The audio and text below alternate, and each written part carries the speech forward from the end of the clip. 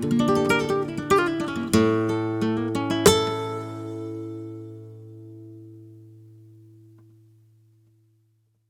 dear friends, and welcome to Talking Music, the show where you get to hear long-form discussions with superb and fascinating musicians. My brilliant guest today is the guitarist and composer, Chirs Wood. Chris, welcome to Talking Music. Thank you very much. I'm very excited to be what did you describe, a brilliant and fascinating musician? Well, certainly the way I see you, Chris. Thank you. What a wonderful way to start. I'll just let that settle in. Never seen myself from that perspective, but I'd like to see myself from that perspective more often. Okay.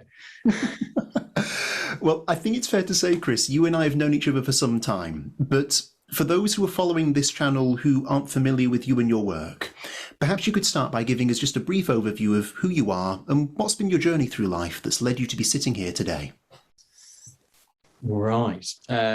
So to keep it as brief as possible, but to explain a little bit of the journey, I'm Chirs Wood. I record as the Chirs Wood Groove Orchestra. I'm a guitarist. I compose my own music. I began writing instrumentals, really, composition's just been a part of the parcel all the way through. And I sort of fell into a instrumental solo guitar world, really. I was sort of playing some percussive elements, not in a huge way, but they were just in my playing. And that sort of, I fell into a bit of a boom of that style of playing, I suppose. And yeah, I was very lucky to have a career as a solo guitarist, working with lots of exciting guitar brands and doing wonderful tours. And that then eventually grew into being the Chirs Wood Groove Orchestra, which was more of a sort of a broader spectrum of just exploring the guitar, really. Still percussive elements, but also working with guitar ensembles or pop-up guitar orchestras of, people who have never met before, people who are professional, people who are amateurs and, very early in their guitar playing lives, to working with Indian classical virtuosos, rock musicians, jazz musicians. So yes, a guitar explorer, I think, is the sort of phrase that I think encompasses it quite nicely. That's what I do, and that's how I'm here. I think that's a really good way of putting it, a guitar explorer. I really like that one. Well, there's so much I'd like to talk to you about, but I think the thing that I'd like to begin with is the word you mentioned earlier, composition. I love how you compose so much of your own material. It's really inspiring to see. And I'd like to start by asking, what is it about the compositional process that so interests you? So, yeah, composition, I think, man, has been, I think I actually said this in sort of explaining my journey a little bit, has just always been a part of the guitar for me. I think as soon as picking it up, I've just created stuff, made stuff.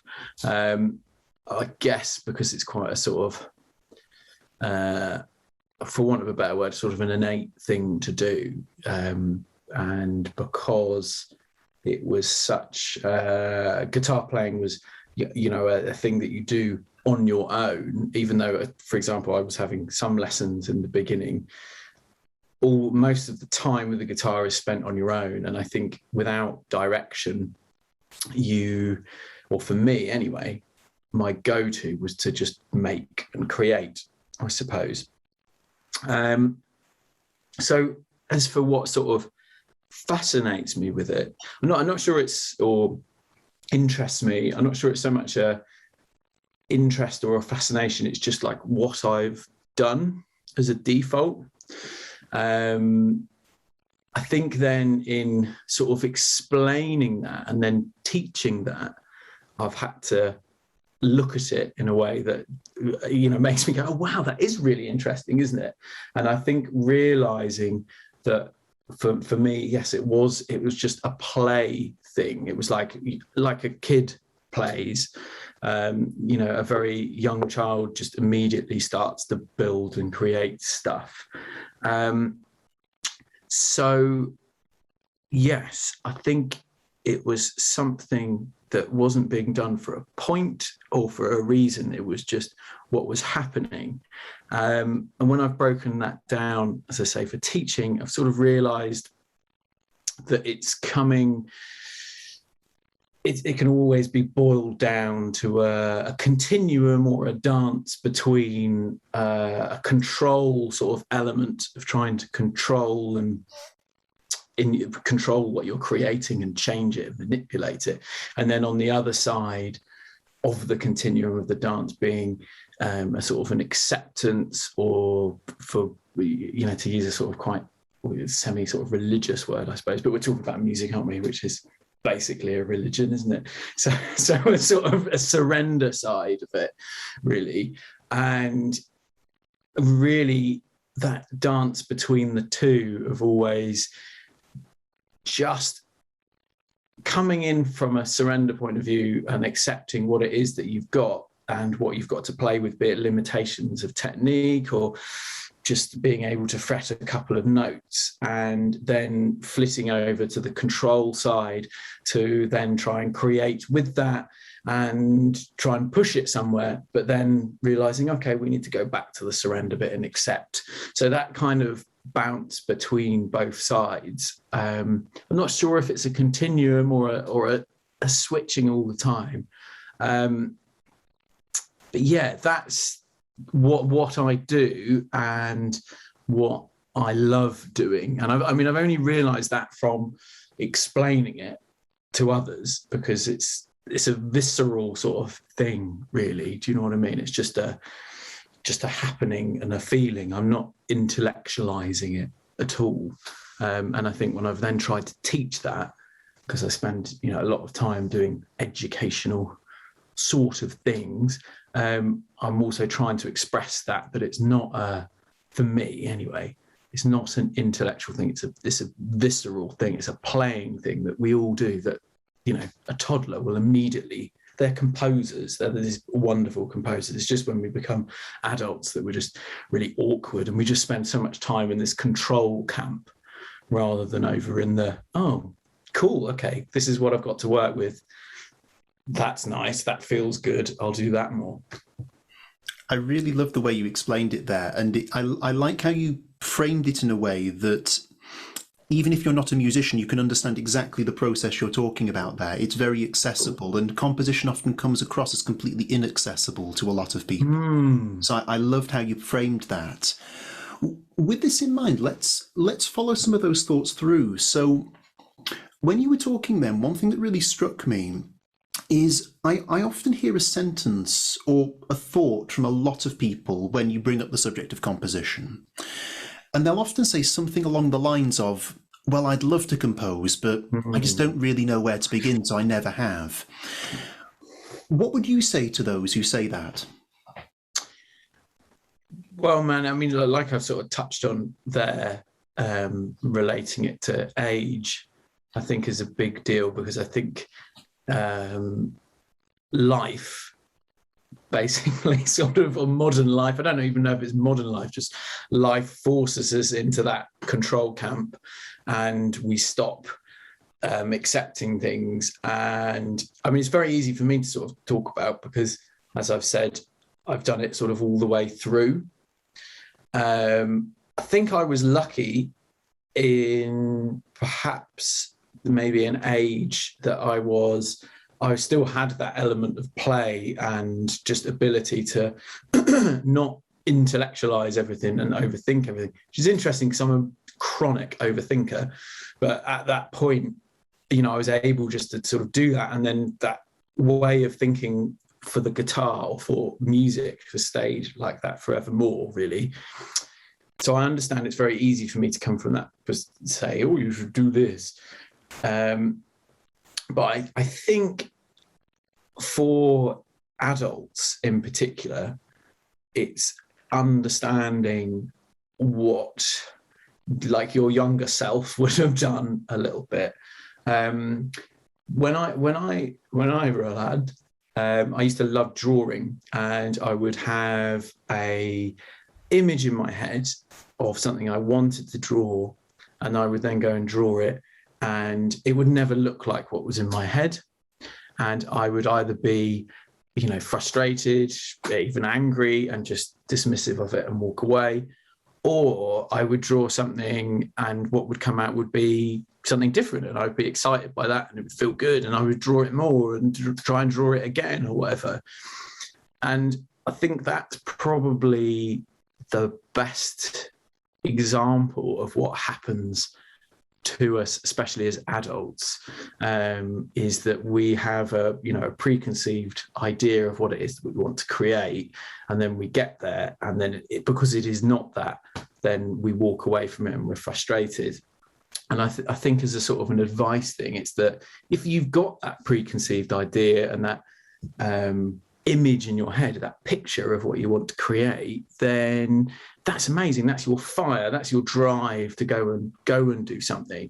You need that to go and do something. But if you don't then access from that point of sort of surrender and accepting of what's going to come out, you will fail because it won't be like that image in your head.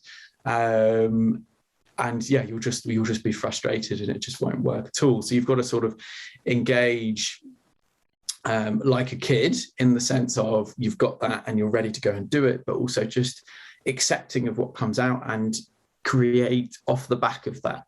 Just enjoy what's coming out. No, I like that. Was that waffle? That was an excellent facial expression at the end, by the way. But no, I know what you mean, and I like your analogy that it's a combination of kind of your intent and also surrendering to what will happen. Yeah. Because it's a process, it's a journey. It's not a kind of, you put this into the machine and this comes out the other end. It's a little bit more complex than that. I know that word intent, intention, isn't it, gets talked a lot about in composition, be it art or music, as well as this sort of important thing, which is interesting as well, because I think that is obviously we can create things with an intention, but as a commission or whatever, you need to create this. Okay, well, my intention is to do that. But actually, sometimes your intention can just be an urge to make stuff. Do you know what I mean? As well, it doesn't have to be a clear objective. And as adults, that's terrifying, because we just don't do that. We're constantly trying to control everything, aren't we, out of sheer terror that we won't reach some kind of point. But it's futile, really. Absolutely. And another thing that really struck me, I was thinking, my mind was kind of racing while you were talking about that, and one thing that I suppose another reason some people get a bit intimidated by the idea of composing something, I suspect it's because I find when I talk to people, they have a kind of Hollywood movie version of what they think composition's like. That I think a lot of people assume you kind of have a flash of inspiration. You see something incredible and, oh wow, bam, there it is, Beethoven's Fifth, all perfect, ready to go with the orchestra. And I don't know about you, but I find composition, it's more a process of refining. You do get that flash of inspiration, but then, like you say, you kind of have to go on a bit of a journey with it, and you've got to be willing to kind of pull it around and try things out, and sometimes go down a blind alley. And over time, you come out with your distilled version of the composition. It's not necessarily that the whole thing is just revealed to you in one moment. Is that how you find it? Oh, yeah, 100%. I mean, that exact journey is where that surrender and control idea is sort of generated from, because it is that, I'll push it a little bit over here. No, we've got to go back this way and this way. It's a continuous thing, isn't it? And what comes out is never what you imagined. And thank God it isn't, really, because what you imagined in your head wasn't original and unique anyway. It's only what you've heard before. I don't really think your brain does develop unique things. I think it's through literally interfacing with something and going down those paths of, I'll make that shape. Oh, okay, I like that shape. Maybe if I do this, and you're discovering new things, aren't you? Rather than you almost can't really imagine truly unique things. I think you have to sort of create to make that unique thing. I think you raise a good point there. It's interesting. I was wondering as well, having listened to some of your compositions, I'm curious, do you always compose on the instrument? Or do you sometimes like to come away from that? Because I find when one composes on the instrument, you're often, I don't want to say limited by your own technical facility, but you kind of go to kind of default things that you would normally do rather than trying something that it doesn't fall under the fingers naturally, but it works. What do you find with that? Yeah, man. So I've dabbled in writing using MIDI, and that was my first interaction to working with other musicians. Actually, was just writing. I was actually writing in tab and then applying it to different instruments and that kind of thing. So I suppose that's still coming from quite a guitar-centric place. But my access to tuning the guitar differently was for that exact same reason, because every time I would come to create something, I was just completely, my ear was disengaged, but also I was just playing the shapes and patterns that I had drilled 1,000 times. I think that especially applies to the guitar, doesn't it? Because we seem to, I don't know what it is, it's the physicality of the instrument, the fact that it's not so linear. So we kind of rely on patterns because it's not going up and down, so I started tuning the guitar differently in order to deliberately disorientate myself, so that when I played an E chord, it was no longer an E chord, which was kind of, I want to say it's terrifying, but it wasn't at all. It was just, that sounds rubbish. Okay, well, I can do that. Oh no, that sounds cool, but that's a sound that I've never heard before. So all those patterns, or in fact, I could use those same patterns, but the results would be completely different. That's my experience of that.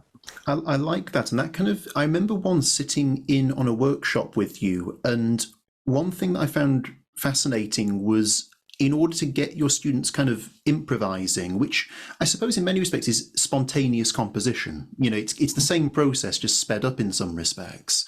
And I remember you showed them a scale pattern and you limited them to certain notes within it. Oh, yeah. And I found that really fascinating, because straight away you have to be a lot more creative. You've got to think a lot more rhythmically. You've got to think about where you place certain things. You can't just rattle up and down a load of notes.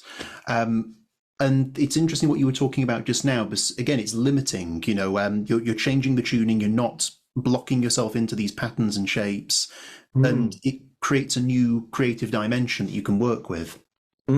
Yeah, definitely. Where was that out of interest? I'm trying to sort of... I think you invited me to be a guest on one of your Zoom workshops, I believe. And I remember I was doing something. It was the first half hour I was there doing the teaching, and then I wanted to stick around because you were going to do something really cool, and that was the second part of it. That's what I told you anyway. Do stick around, Sam, because I will be doing something cool. Okay. That's cool. I didn't realise I did that then. But yeah, that's because as guitar players, the idea of practice, I think sometimes we are literally just becoming further and further detached from all that wonderful musical creative stuff, and we're just becoming machines. So you do have to peel it right back sometimes, don't you? I mean, you find that right when you play or playing with other people as well, or just performing, isn't it? Sometimes you have to sort of just forget all that stuff in your head, all the things that you've practiced, and just remember some of the basics, like dynamics and stuff, isn't it? You've got to peel it right back to the feeling stuff, I suppose. Yeah, that's a really good point, man. So I wanted to change tack very slightly in terms of what we're talking about. One thing I've observed with the way you play, as you know, I work in the kind of flamenco world, and in flamenco, rhythm, compas, it's kind of the heartbeat that underpins our music. It's a really integral part of it. And one thing I've always loved about a lot of your compositions and the way you play, it's rhythmically, you're so in the pocket a lot of the time. I get the impression rhythm plays a key role in your musical worldview. Now, firstly, I suppose, is that a fair analysis, would you say? Yeah, man, I like that. And your musical worldview, totally. Yeah, my perspective of music, I think, is actually quite a rhythmical approach to it. Yeah. Well, it comes across, it really does. And the question I've got for you, because I think this would be fascinating. Most people who follow this channel have an interest in flamenco or are flamenco guitarists. And if I were talking to my students and advising them on developing a good sense of rhythm and a good sense of groove and essentially this good feel rhythmically, I'd certainly have my own approaches. But as you come from a different discipline, it would be very interesting to hear what you have to say about that subject. What developing of how to personally develop your sort of feel? Absolutely.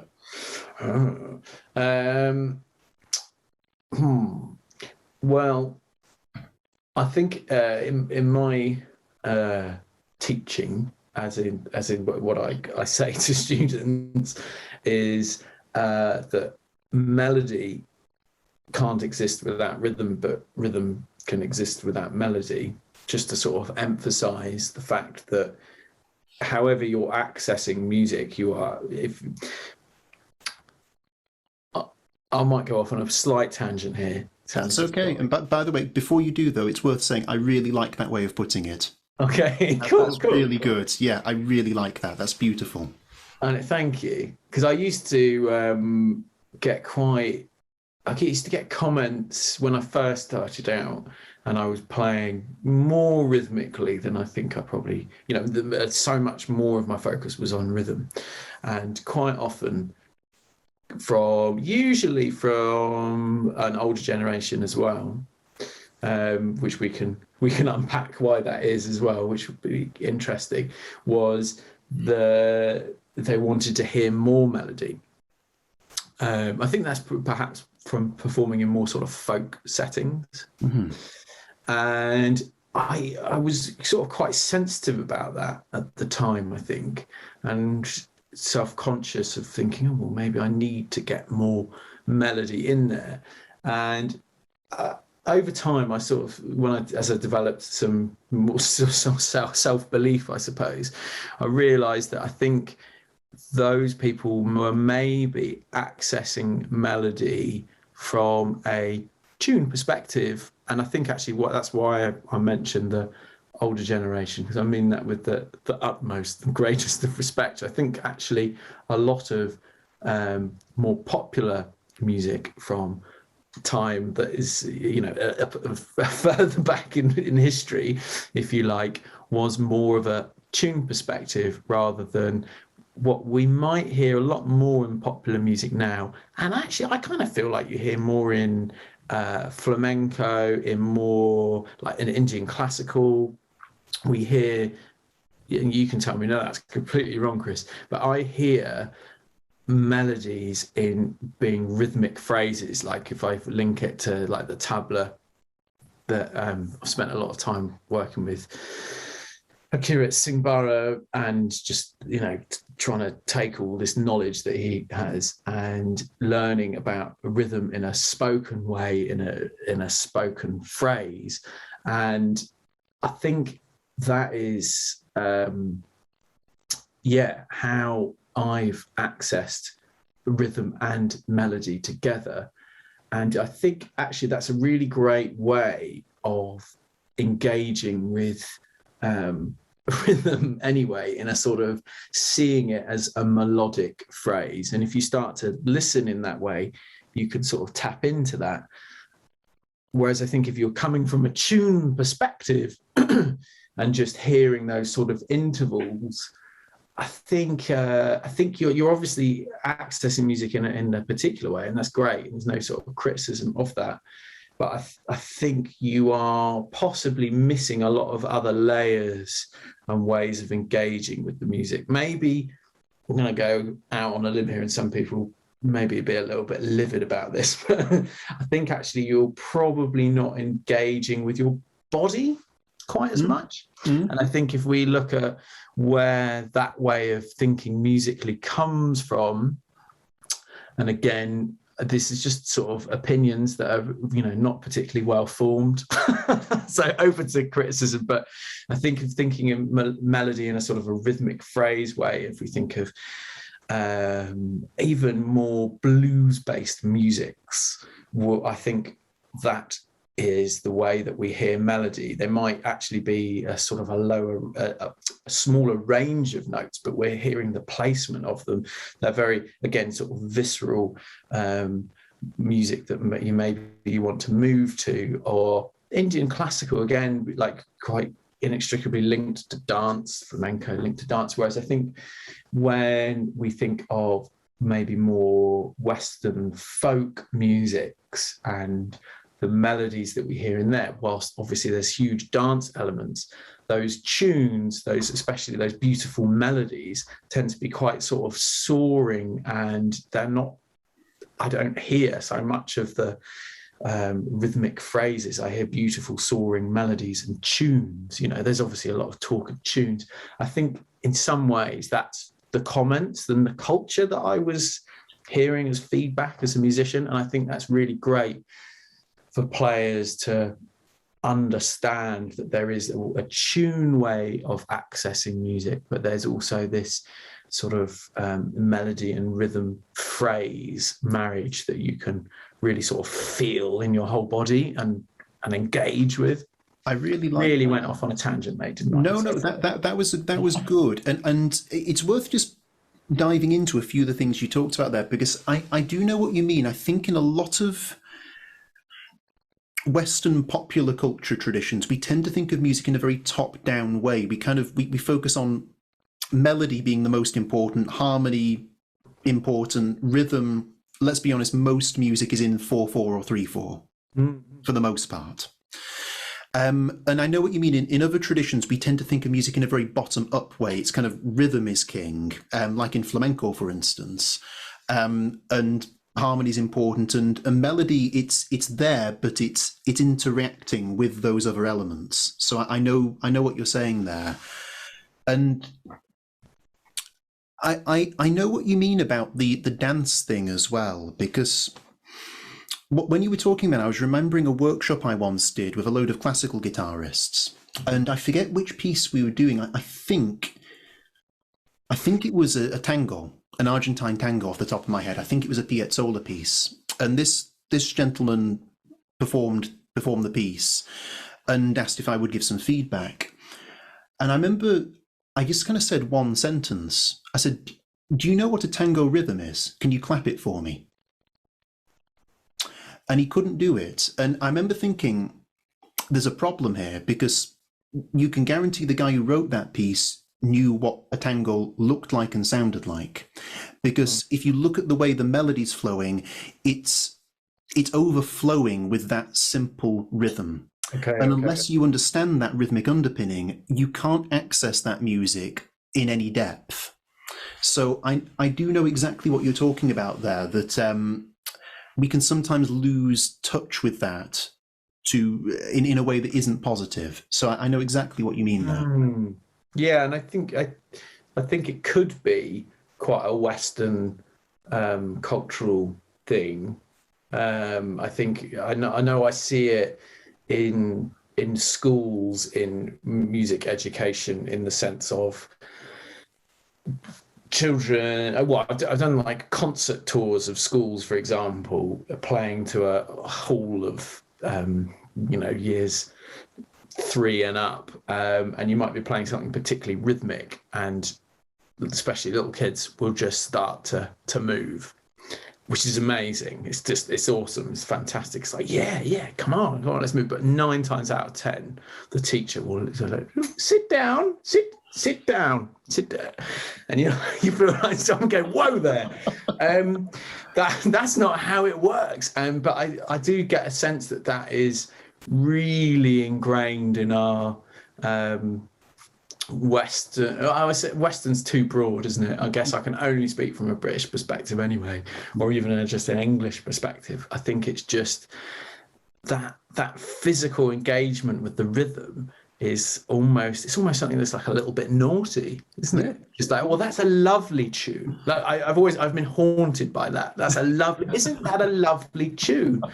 And if I've done something, played something, and it's like, well, that's a really lovely. It's like, oh no, that's not what I wanted. I didn't want it to be lovely. I wanted it, Chris, I told you, I'm sorry for saying that to you 2 years ago. I'm sorry. Yeah, you don't have to keep bringing it up. Yes, yeah.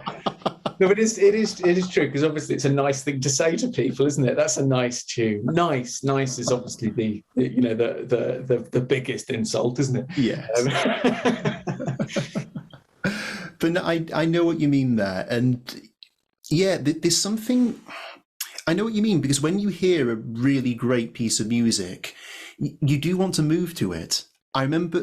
I know what you mean. I remember once seeing a jazz big band perform, and man, they should have had it as a standing concert, because I was sat in my chair and I must have been irritating everyone around me because I couldn't keep still, and yeah, I know big bands. I mean, the idea of having a sit-down concert for a jazz big band is just. In fact, actually, I've been to one at Ronnie Scott's. Actually, I went to a sit-down gig for a big band, and yeah, it's just weirdly restrictive. Even though I'm the most self-conscious dancer in the world.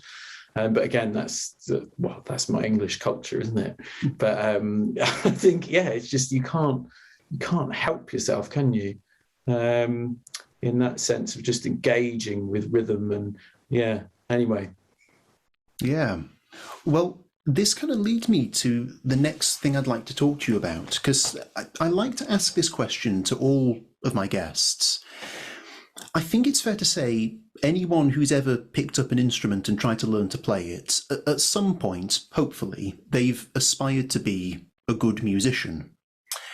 But I think in order to achieve anything, you first have to define it. Specificity is quite important. So let me ask you, Chris, what does it mean to you to be a good musician?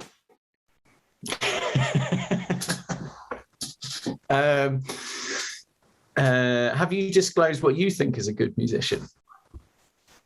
What would I think is a good musician? Yeah. Go on. Turn the light on me. That's it. Yeah. Okay. I'll go for it. For me, there are kind of being a good musician is a tripod of three key elements. Okay. And what I tend to find is people focus a little too much on one and assume that's the majority of it. But a tripod is supported by the three legs. If you kick one away, it falls. Mm-hmm. So for me, the bit that people focus all their energy on is the kind of expressing your inner world through music, and by doing so, moving your audience. Now, that's a very important leg of the tripod. But for me, that's supported by the other two legs.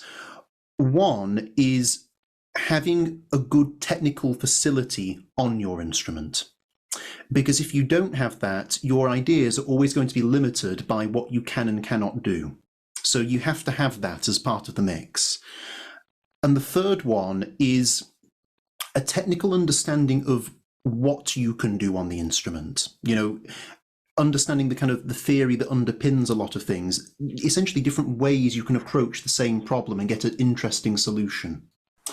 Because if you don't have that, your creativity will always be limited to a certain extent by your ignorance of how to get somewhere. You're blocking off different options you can choose from. So for me, those three are kind of the tripod, the triumvirate, if you will, that underpins a good musician. It's being able to play the instrument to a competent technical standard, so you're not limited. Understanding how things can work, so you know lots of different ideas that you can work with to solve one problem or try something that's a bit out of the box. And that helps come together if you have a creative disposition to help you communicate your inner world through music and hopefully move your audience. So for me, it's that triumvirate that makes a good musician. I might be wrong. What do you think? No, I like that, man. I think at one point I would have said pretty much those things as well. But I guess I would now come from it from a slightly more almost is anarchistic the right word? Kind of an extreme, maybe quite of an extreme viewpoint. I think this has been developed from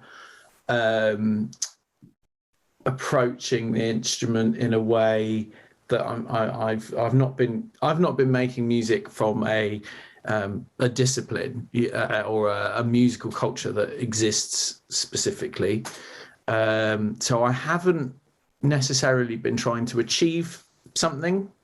That might sound a little bit far out. I mean, I've obviously been trying to create things and make a career out of it as well. That's actually been a very conscious choice, but I've not been trying to sound like someone specific or what have you. I also find from my work in music education has shaped the sort of, again, more, I suppose, kind of seemingly extreme viewpoint of the musician thing. And that is that I think what I would agree with you 100% in, like, that's what makes a well-rounded musician, or a musician who is able to sit into a scenario of, I don't know, be able to perhaps improvise, to be able to compose something within an allotted time, to be able to do those things. However, I've found often the most incredible and wonderful things are coming from people who maybe don't possess those skills, or for me, when I've been creating and playing, it might be from actually not having those things as well. So working with instruments that I can't play, for example, is something that I've been dabbling in recently, or my work with guitar ensembles where I've been working with players who might be complete beginners, where we're stripping things down to the absolute tiny sort of minimal ways of playing, because their technical abilities are limited and their understanding is limited. So I think in some ways there is a sort of a well-rounded musician, but there almost isn't a good musician. Do you know what I mean? There is just musicians. We're just making it. And actually, I think you could be the most. But this relates perfectly to the sort of the grading system, for example, of we can put students on a trajectory to get here, to be able to achieve this, and then they will be super well-rounded, and that's some great foundation. But actually, I think it's far more complex and abstract and crazy than that. I think actually sometimes people can create the most wonderful and amazing music from absolute lack of technical ability, but maybe they're coming from it from a perspective of something that's just completely different. And I know that probably doesn't resonate with people who maybe are just trying to pick up the guitar and achieve something at the end, and that's fine. There's nothing to take away from that. But I think, yeah, there is so much scope to be an incredible and amazing musician, but actually to lack some really fundamental things, be it theory, be it technical ability.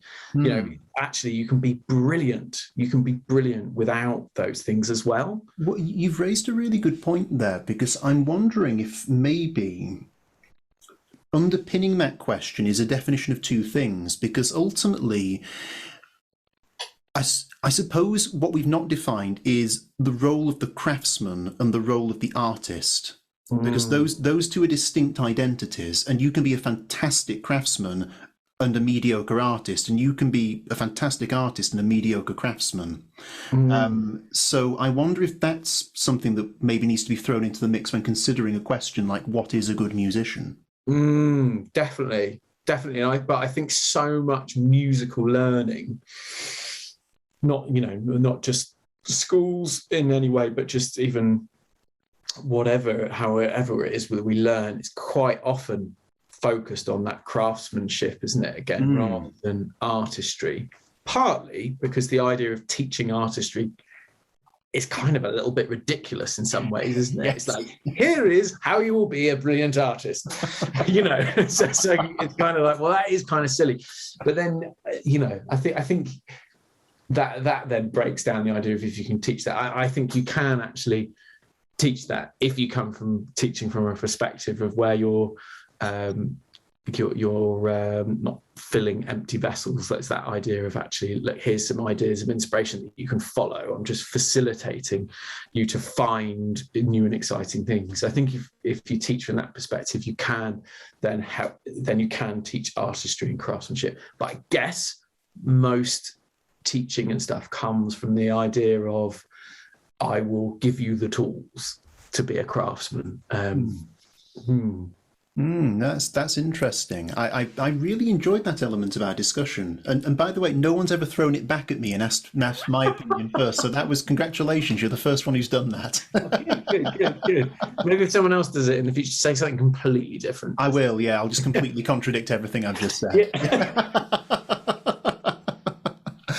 Wonderful. Well, as we've kind of been talking around subjects relating to musicianship, I thought we'd have a few kind of questions that examine elements of your musicianship and different things you've done and how you approach music. So what I'd like to start with, I'm trying to think how I word this. I think it's fair to say that a lot of people know you as a soloist. They know your solo works. But as you alluded to at the start, and certainly from what I've seen of you over the years, you really enjoy working with other musicians and ensembles and kind of pooling creativity and seeing what comes out. So could you tell us a little bit about some of the projects you've been involved with and how have those shaped you as both a musician generally and a soloist? Yeah, sure, man.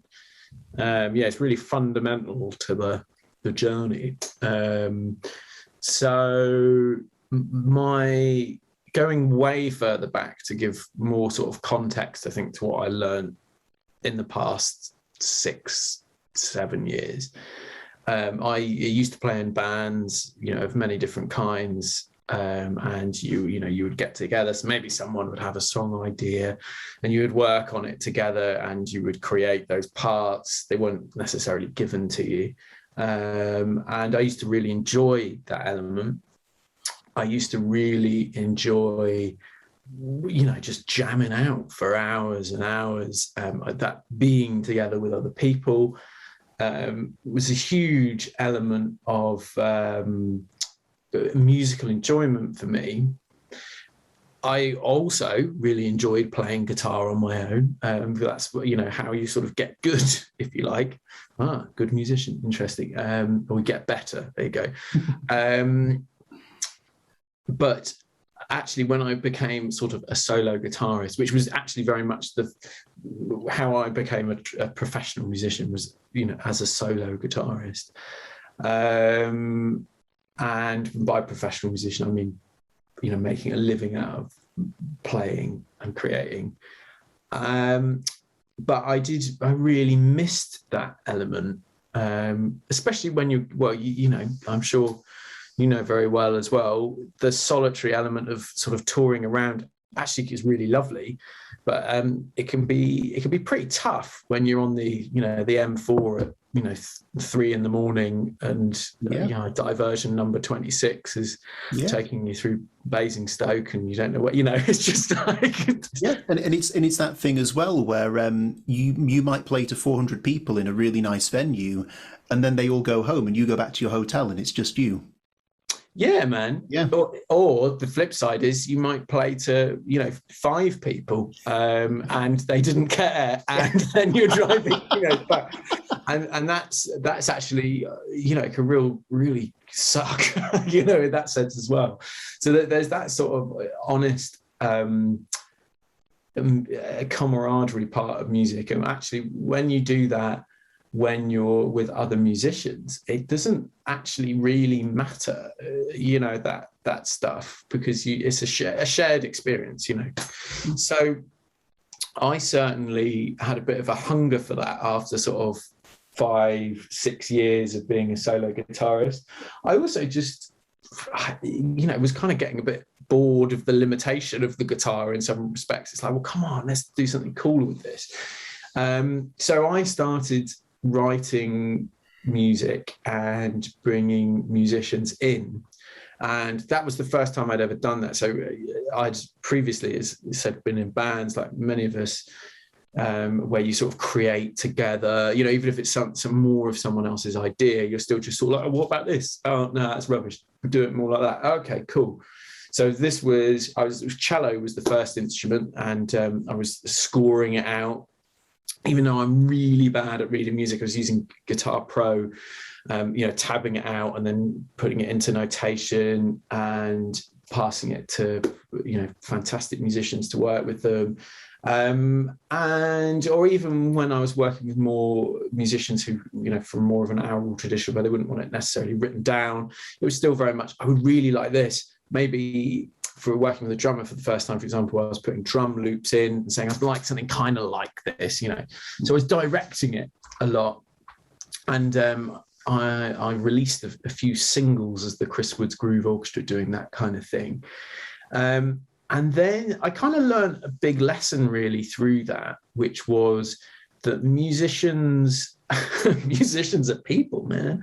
But this idea that you can write something and someone will play it anywhere near how you've imagined, similar to what you've imagined in your head, it's not going to be like that. It's really not. And you just trying to control that and to try and make it sound more like how I have in my head is a little bit futile, because those musicians, even some of those quite negative little things, or what you saw as negative, can actually be little characteristic quirks. And I really changed how I was working with musicians then, and was much more either writing parts after knowing the musician and being able to go, well, this is for you, or just being really led by what they do, and not so controlling of your own, this is what I want. So basically working with musicians in that way, that then led to this pop-up guitar orchestra idea. And I did Guitar Revolution, which was just a piece of music, 4 parts.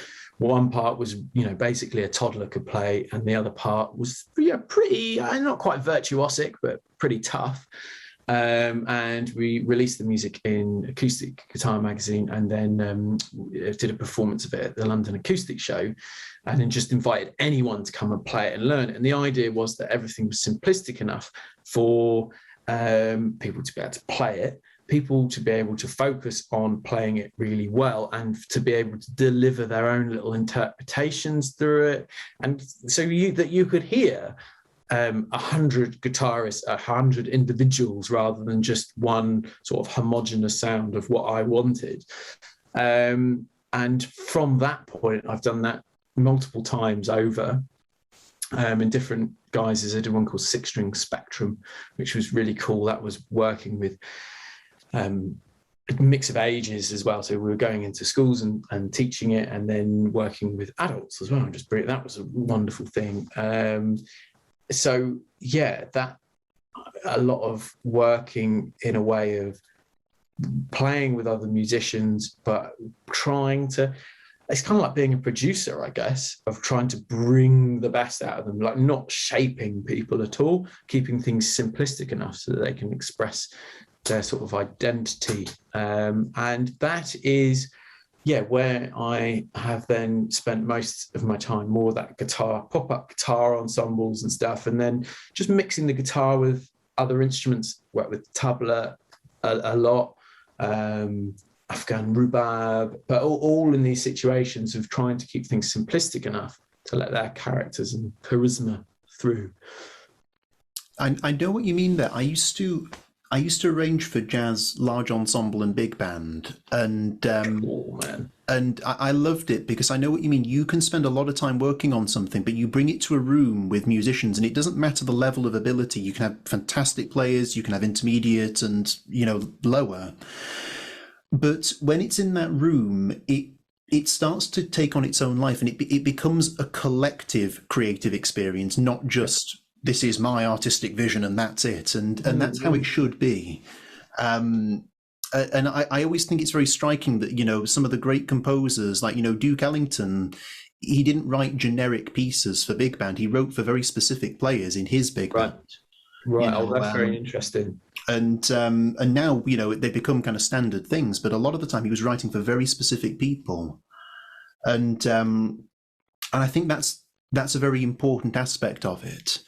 I'd be curious to know, Chris, how those experiences then influenced your later solo work. Oh, cool, man. Yeah, I think made me play more simplistically, actually, because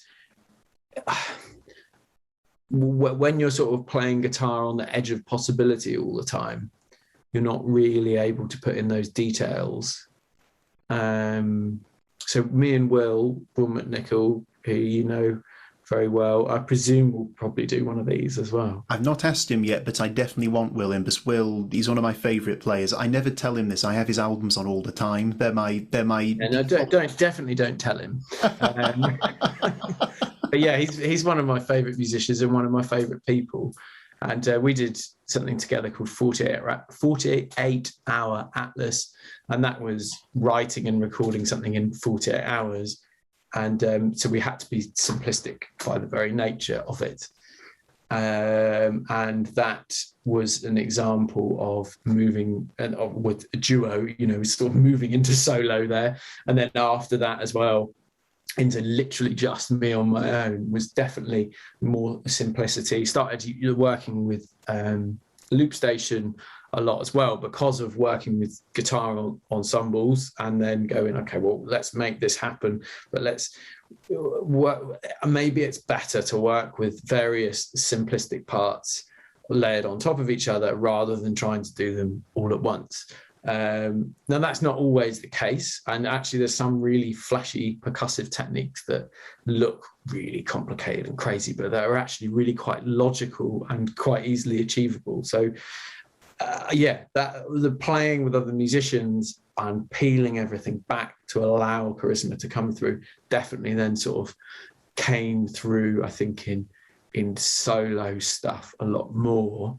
I very much did a tour as well where I was doing the Chirs Wood Groove Orchestra solo show, which was really just gaining momentum before COVID, actually, and did the Buxton Fringe and won the best instrumentalist and all that. And I've never won anything in my life. So I was like, yes, maybe this is a good little show. And that was really based on one person playing all those parts. And again, that was just from that simple premise of strip it back. If you want to have complexity of sound, then just layer them on top. Don't necessarily make them all happen at once, because you don't always have to push those physical boundaries of guitar, of what's possible. That's a cool way of developing, isn't it? It's a cool way of pushing yourself. But I guess maybe I'm just becoming mature.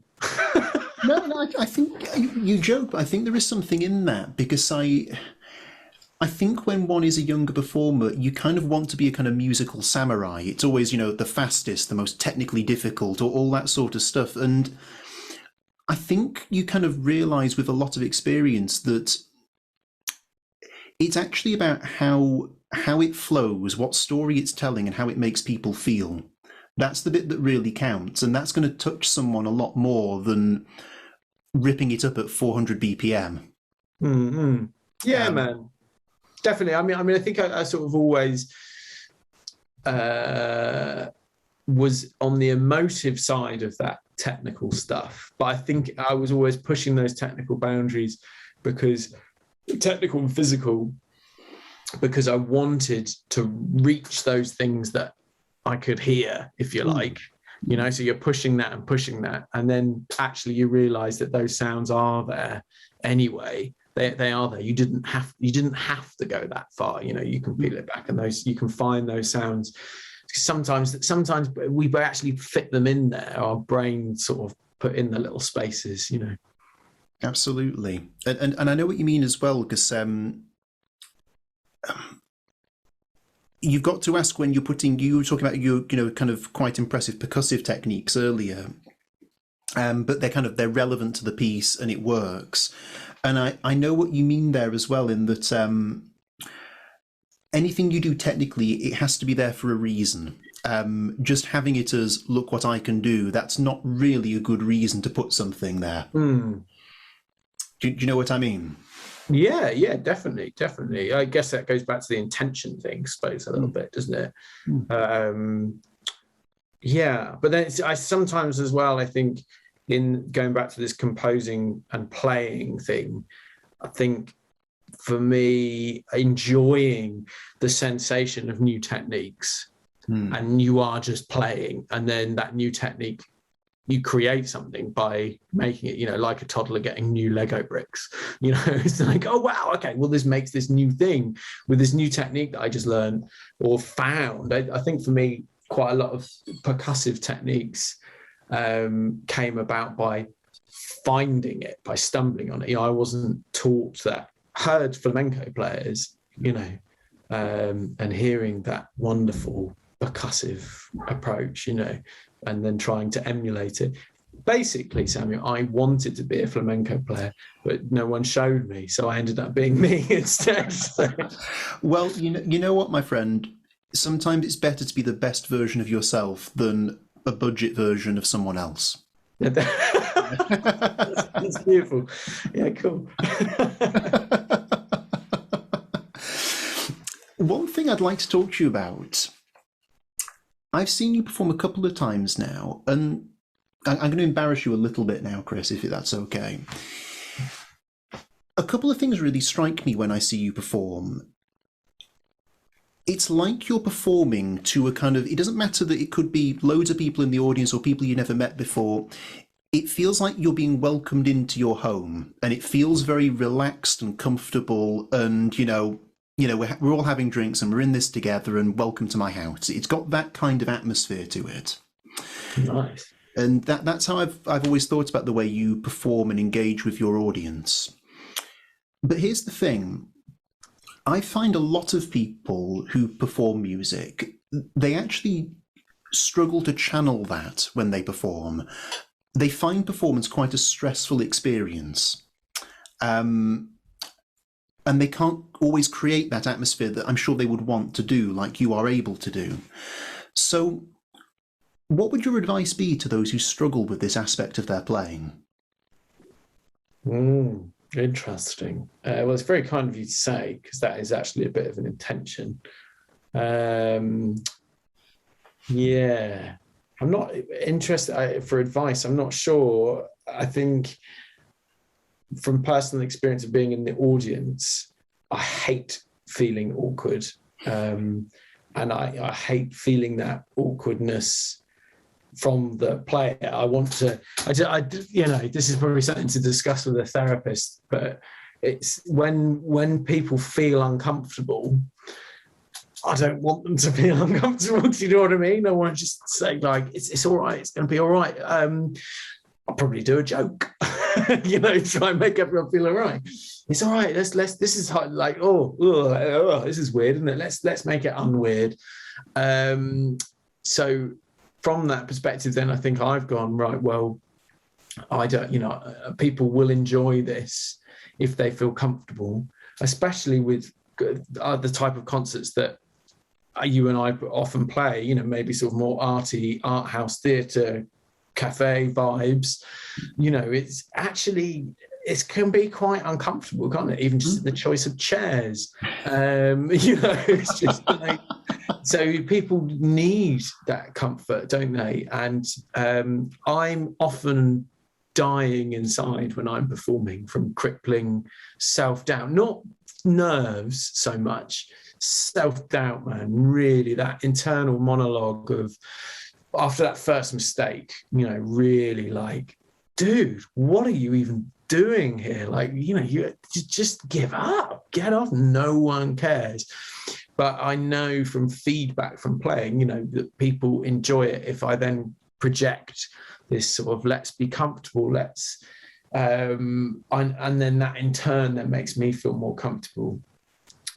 So I suppose maybe revealing the advice there would be to perform a little bit and make a conscious choice that you are you are in control of the audience to a degree, because that's literally what you're trying to do, really, isn't it? You're trying to sort of get in their heads. But I don't think you can really do that if people feel deeply uncomfortable. I mean, even with the most introverted musicians that people might witness, who might come across rude or weird or whatever word we want to use, I think when people enjoy that, but then it's actually created some kind of sort of shock and awe atmosphere that then brings people in. But actually just feeling uncomfortable and projecting that you feel uncomfortable and you don't particularly want to be there is gonna just stop everything. So you have to make people feel at ease and perform that.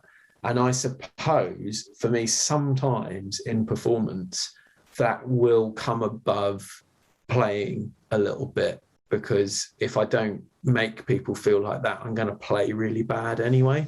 So I think, yeah, perform a little bit, have a face, and that's definitely me that you're seeing, but that's a me who I might call upon, if that makes sense. No, it does. And I really like how you framed it just at the end there, because it's something I think about a lot as well. When you walk out on a stage and people have, they've paid to come and see you, they've done you the immense respect of taking time out of their lives to come and see you. And you do have to understand that when you're on that stage, you're not just an artist or a musician, you're also an entertainer. And some people get a bit snobby about that, but it does matter. You've got to make people, as you say, feel at ease and relaxed, and understanding that you are also there to entertain. And sometimes that has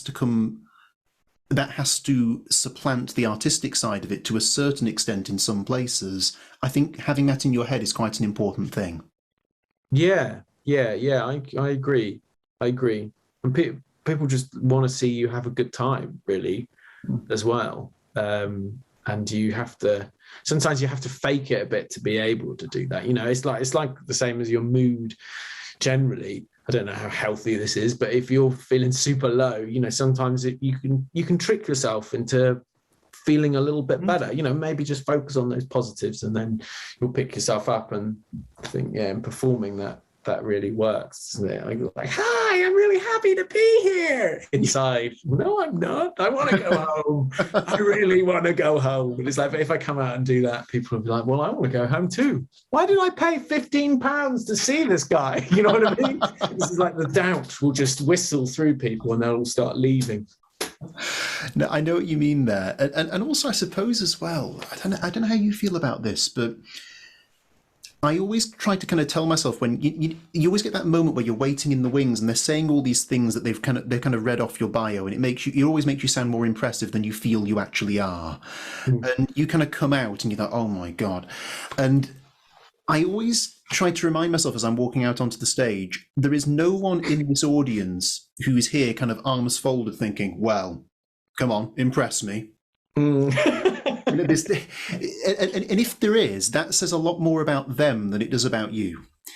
And I always try to keep that in my head, like everyone in that audience is there to have a good time, and they're willing you to do well. No one's there thinking, oh, I hope he crashes and burns. Yeah. No one wants to see a car crash gig, do they? No. Yeah, people want you to do well, don't they? I think the cardinal sin of performance is a little bit of self-deprecation might be kind of good, but I actually think generally self-deprecation is best to keep away from, because people they don't want to see someone necessarily be arrogant, but they don't want to see someone have sort of an existential crisis about that. They want it's just positive. People want a degree of positivity, don't they? I think. No, thank you for that, Chris. That brought up some really nice points. I'd like to ask you another thing that's to do, I suppose, with musicianship in a very general sense. We often kind of jokingly say, you are what you eat. From a musician perspective, I think to a certain extent you are what you listen to. It can have a very big impact on how you appreciate music and approach it. So Given that we come from very different musical traditions, I'd be very curious to know what music you enjoy listening to the most. So maybe you could give us an idea. What are your top 5 albums? They can be guitar albums, anything. What do you enjoy checking out? Hmm. Okay, so I've been very eclectic with my listening. I know that's probably what everyone says, isn't it? I think it's just quite a modern thing, isn't it, really, to be eclectic because of Spotify and really, to be able to have access to all that music. Very recently I've been listening to a lot of electronic music. There's a chap called Max Cooper who I really love detail in electronic music, just the appreciation of sound rather than thinking about instruments. I really enjoy that. But then equally, I really enjoy songs. I really enjoyed Florence and the Machine's very recent album. I particularly like heavy music as well. I even really dig Slipknot, and Idols are a particular favourite band for their creative guitar playing and just wild power. I will happily listen to anything, really, classical of all styles, and all styles. I particularly like older rap and hip hop as well. I've got quite a soft spot for that. So it's broad. Listing top 5 albums, it would be impossible. Just literally impossible, because it would just, I say one and it would just, guitar, I think, and I guess that's what most people would be interested in anyway. I've definitely got a handful of guitarists who've played a big part in inspiring me. And I would go with, for the acoustic sort of element, John Martin, hearing Solid Air, his album there for the first time, was a big deal in actually percussive playing, hearing, not seeing as well. I think that's always quite crucial, because YouTube was only just becoming a thing. Probably wasn't even a thing when I first heard that, for sure. Definitely just in that rhythmic and percussive way of playing, maybe even rhythmic way of thinking about melody as well. And then Nick Drake, Pink Moon, introducing that to alternate tunings, and again rhythm as well. He's got that wonderful thing as well of crazy rhythm underneath with finger picking, and then singing, soaring melody that just like, what? How are you doing it at the same time? I also read in his biography that he was, playing an A minor chord and then like, I don't kind of like that, dum, dum, dum, dum, dum, and then change it around. I like that now. And that was one of the things that then, when I was getting quite stuck, I was like, I'll remember that. Yeah, actually, maybe be more like Nick Drake, detune it a little bit. So Pink Moon, but then a lot of heavier guitarists.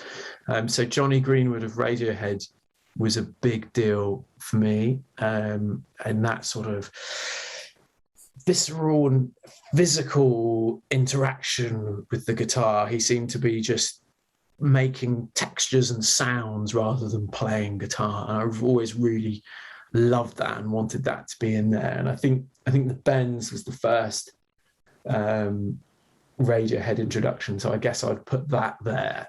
But definitely him and that album. And Electric Ladyland, Hendrix, that again, just from creative guitar playing, almost like he just didn't give a damn. It's just like, wow, he's just expressing himself, making machine gun sounds and stuff. And I really like that. Just, I don't care, I'm just going to explore this instrument. And not even in an arrogant way, I think, even though I suppose some people could watch Hendrix performances and see some kind of arrogance from his sort of showboating or whatever, but I don't really see that. I just see this, wow, this is amazing. Do you want to watch this? Do you want to be a part of this? This is cool. So yeah, Electric Ladyland, Tom Morello from Rage Against the Machine, for a short, sheer originality. There was an album called Live and Rare, which is a Rage Against the Machine live performance, and that's just, he's doing ridiculously weird, inappropriate guitar solos. You've got this really heavy sort of hip hop influenced rock song, new metal, and then there's a break in the middle, and then he does a sort of atonal jazz guitar solo, and then he just dances on an effects pedal at the end. Again, I think I love that I'm just going to do this, and it's going to be fun. You might feel something, you might not. Let's see what happens. So yeah, is that 5? I think that is. I think, yeah, I think it's 5. I think it's 5. I'd just like to pull one out of there, actually, if I may, because I'd love to hear this. Of all the Hendrix albums, why Electric Ladyland? Because they're all fantastic in different ways, but why that specific one? I think it seems like the most authentic and explorative in an authentic way. I would say. What do you think of it? Do you dig it? Man, you can't not love Electric Ladyland. I mean, that's an incredible album. I mean, I'll never forget the first time I heard Gypsy Eyes. That's just a beautiful track, and there's so many great tracks on there. There's so many of them, and they're all so different. I love the kind of really bluesy version of Voodoo Child, but then you've got the kind of the one that everyone knows, Voodoo Child Slight Return. It's a completely different sound. It is an incredible album. I wouldn't say it's my favourite Hendrix one, but it's definitely up there. Okay. What's your favourite Hendrix one then? Oh, without a doubt, Band of Gypsies. Okay. Yeah. I'm one of those people where I tend to prefer live albums to studio albums. Okay. And when it comes to studio albums, I tend to prefer one take studio albums rather than kind of layering things up. I don't know why. I've always just felt you get a more raw sense of what that artist or band is in those kind of environments. So for me, that's the album. It's so soulful, it's so bluesy, it's so rock, and it's so psychedelic, and the fact that they can take just these really simple, like the opening track, Who Knows, it's essentially just a riff for 10 minutes. And it just goes all over the place, and Machine Gun's incredible. Yeah, man. Yeah, and I did that. Yeah, I was referencing that in the same package there, wasn't I? And it's just, that's such a creative marvel, isn't it? I think especially at that time, it's just like, who was anyone doing that? Was anyone trying to emulate, that the sound of a machine gun with a guitar as well, Well, I think that's the thing, isn't it? Because when I hear a track like that, I think, man, if I heard a young band do that now, I'd still think that sounds really hip and fresh. And this is half a century ago, Definitely. Yeah. Oh, Chris, I've had a wonderful time having this discussion. Thank you for coming on the show. Thanks for having me. It's my pleasure. Before I ask my final question, for those who've been watching this and have enjoyed what we've been talking about, if they want to find you online and check out what you're doing, where's the best place to go? So just give the Chirs Wood's Groove Orchestra a Google, or head to chirswoodsgroove.co.uk. Wonderful. I'd like to finish with a question I like to close every interview with. If you could go back in time and offer your younger self just one piece of advice, what would it be? Presuming you mean guitar-based or musical. Anything within good taste, yes. Not how I should have invested my money or something. We could have all invested in Bitcoin earlier. That's it. This is it, man, from a musical perspective, there's so many sort of insecurities and things that I suffered from that I wish I, could sort of go back and, hand on shoulder, be like, it's all right, man. You don't have to prove anything, or like, you're all right. You don't need to know that bit of information to be able to enjoy music. And I would say that just to go back and say you can just be a version of yourself, like you were saying earlier. But at the same time, I think some of those mistakes of trying to learn about things that because I felt I had to have probably led me down to different paths as well. So, maybe I wouldn't go back. Maybe I'd just leave it. I think there's some wisdom there, because I know what you mean. I never like it when you talk to someone and they say, oh, I wish I'd done this differently. Because what they're essentially saying is, I wish I was a different person to who I am now. And I don't think that's a healthy mindset sometimes. So I like how you framed that. I like that. Yeah, there might be the sort of living without regrets and all that. That's a deep one, isn't it? I don't think I'm definitely in that stage, because there's loads of things. It's like, well, would you have done that? It's like, no, like, of course not. Like, geez, that's part of learning, isn't it? But at the same time, yeah, it's like musically, all those choices, bad and good, have arrived here today. And yeah, I like that. Sometimes I don't. Sometimes I hate it, but you've made me feel quite positive. It was that introduction at the beginning. If we hadn't have had that introduction, I'd probably have a different answer. It's my pleasure, my friend. And to conclude, Chirs Woods, thank you for coming on the show. Thank you so much.